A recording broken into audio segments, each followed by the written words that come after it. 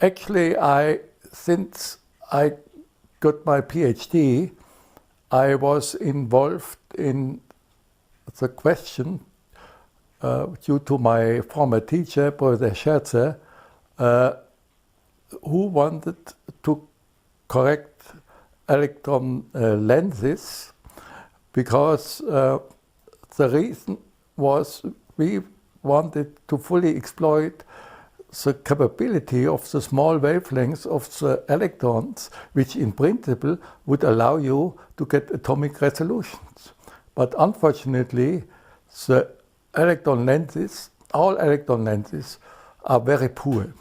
And so they prevent you from achieving atomic resolution.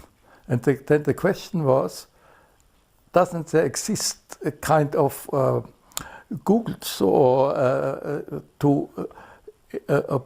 binoculars, as we have, to increase the sharpness and to see, get a better resolution?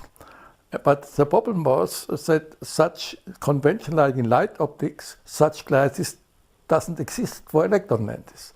And the problem was, what can we do to find such things? And it took me about 20 years before I had the right system which had the chance, or which was so promising, that it could be realized in practice, and we had good chances that it would work. The problem is that most microscopic effects are determined by the atomic structure or the defects in atomic structure. That means even, for example, cancer or special materials. If a material is,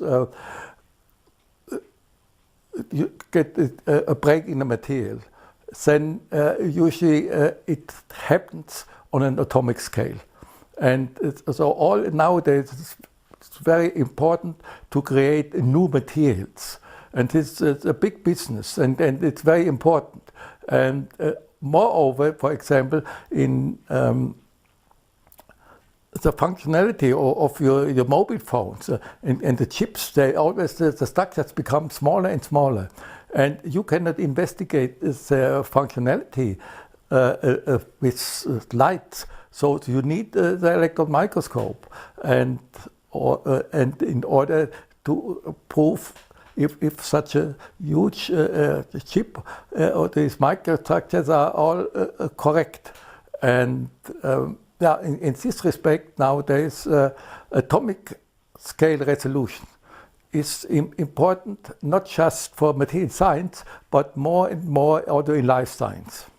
And it would be great, for example, because we know the cancer, it's caused on an atomic scale.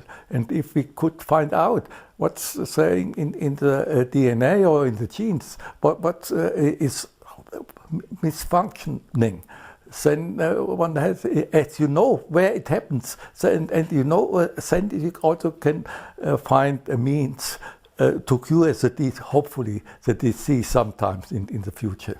And so this means atomic resolution electron microscopy is not just, it's a broad field, it affects almost any kind of science.